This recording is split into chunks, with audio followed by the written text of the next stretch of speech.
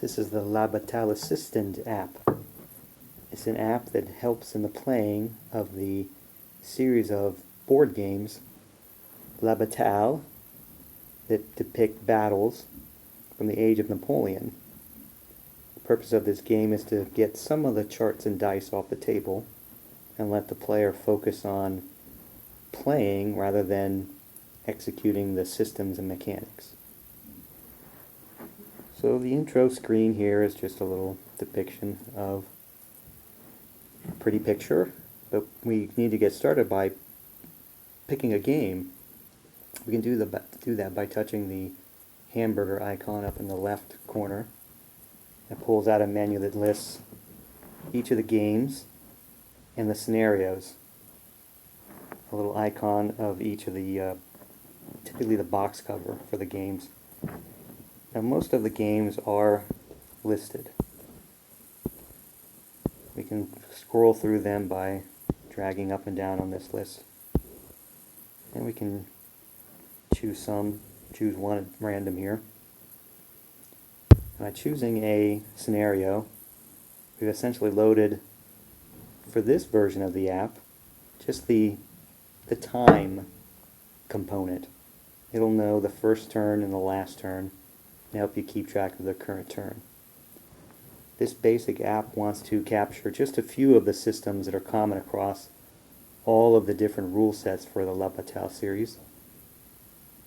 Certain things are neutral, such as the fire mechanism, melee resolution, and morale, so it's easy to capture those in a basic assistant like this. Starting at the top, we see the title of the game we chose and the title of the scenario. Below that we have, on the left, a depiction of the board, or the game box for this particular game. To the left, or to the right of that, are scroll controls that allow us to keep track of the current time, and in a I think the only time where we see some real deference to a rule set, the phases. Some of the rule sets have a very ordered, structured phase system, and the others have a little more fluid. So these phase tracking may not be useful to everyone, but it still can be helpful to keep track. So I can scroll through the different turns by touching or swiping. I can do the same for the phases. Now, the thing about the phases is you can see that the little icon on the right depicting the current player in the form of the side's battle flag changes as the phases change. Again, if you don't use the phases, well, you can just tap that and keep track of the current side yourself. Now, getting to the meat of the game, or the app, excuse me, are the systems in the game that can be represented here. We start with the fire. Fire combat is the same across all of the rule sets, so it's kind of easy to capture. Across the top we have a set of dice, and then a little button depicting the way to throw the dice and get a dice roll.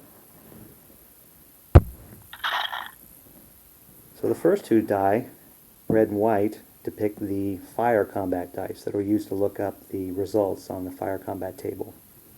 The blue die is the leader casualty die. In the event that a leader casualty is called for, that will determine the level of the casualty.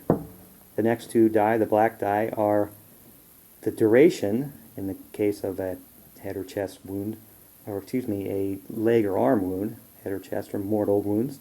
And the last two are the morale dice in the case of a loss calling for a morale check. We can check all of that right here on this one form.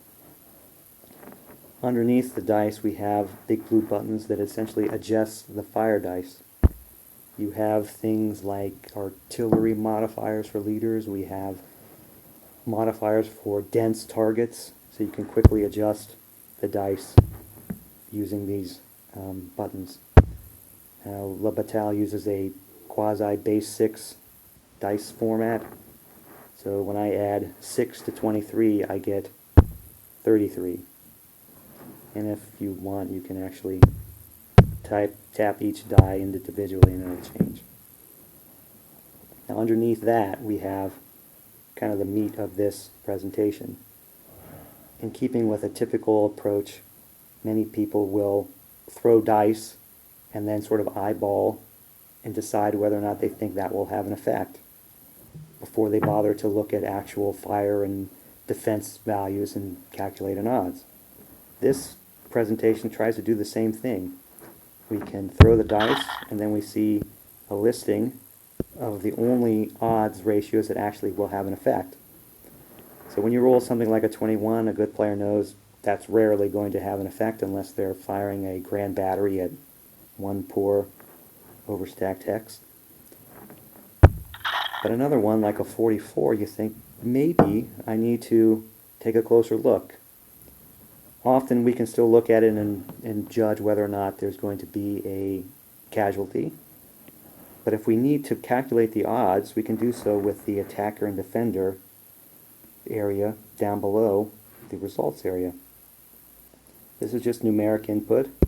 We can scroll the numbers. We have a listing of buttons at the bottom that are sort of quick values. So if we know we have 4 increments in line, that's a 12, and we know we're firing out another line, that's a 9. As I change the values, the results change as well, because it's calculating the odds and figuring out what is actually in effect. So in this case, it knows that 1 to 1 does not have a result. But suppose I had a 18 against 9, it finds that the 2 to 1 is of the result and highlights it for us. We can also choose a canister effect to get the adjacent artillery effects as well. On the far right of that results, we have a little morale table of sorts. It's a little non-intuitive, but what it's trying to depict is failures for morale checks. So you can quickly look over here in the event of a event that causes a morale check and see at a glance whether or not you can guess that it might have an effect. Most of us have a sense of what the morale levels are for our different units, and we're able to judge just at a glance whether or not we think they might be in trouble. Keeps us from having to pick up counters and look underneath all the time. The purpose of these little adjustments is, in the event that you have leaders or different adjustments, you can just sort of eyeball it and see whether or not there might be an effect. So that is the fire combat assistant. If we look at the melee assistant, we're going to see that it looks almost the same, because the two systems are very similar. They have different table results, but basically dice are the same.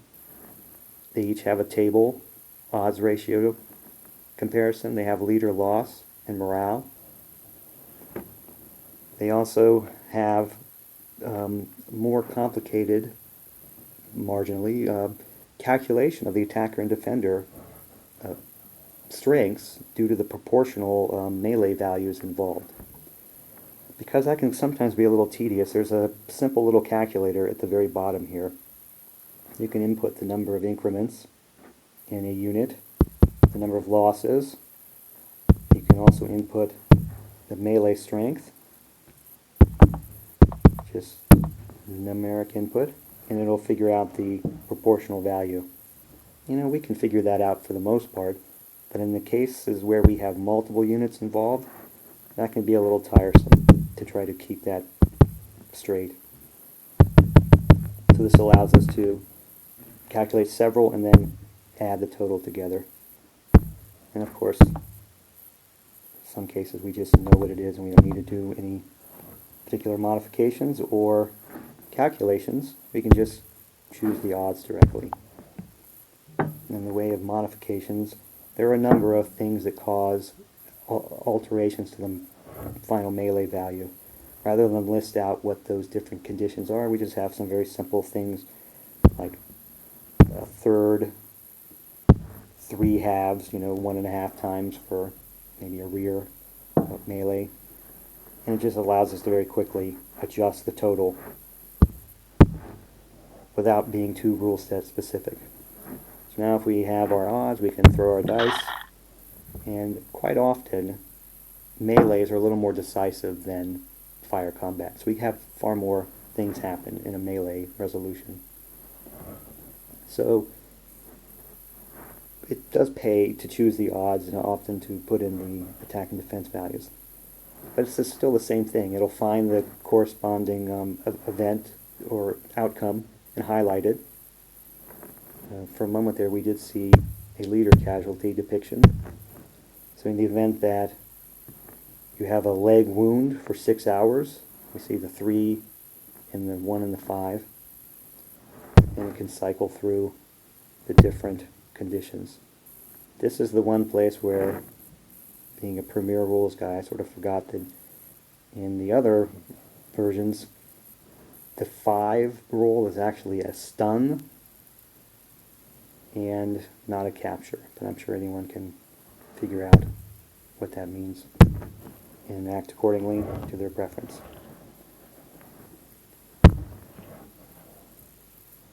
The next system here, really the last system, is morale.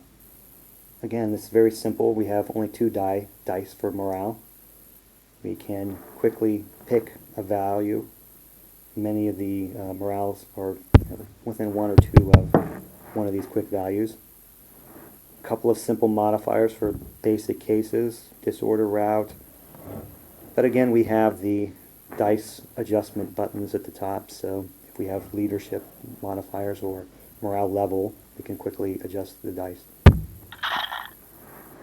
Let's say these guys are on a morale level, and miraculously they pass.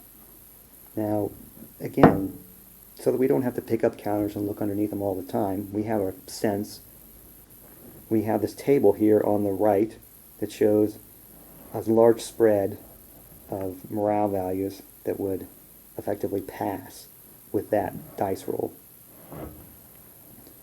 So we can just eyeball it and say whether or not, based on the modifiers we think might be in effect, leadership and so on, whether or not we need to look more closely at a particular unit, figure out their exact morale level, or excuse me, their exact morale value, and the modifiers, and see if it's a pass or fail. But what this thing allows me to do is to just sort of quickly roll dice and at a glance from across the table see whether or not I need to pay more attention. And it'll tell me pretty quickly whether or not there's an outcome that I need to apply. The last little tab here is just two little dice cups. There are a lot of systems not covered. There's forming square, there's standing before charge, there's variable reinforcement entry, and so on. You can just roll some dice here and apply it as appropriate for the game or the system. So in a nutshell, that is the basic version of the Bataille Assistant app. I think it's kind of helpful, and it might be helpful to others. And feel free to use it if you agree.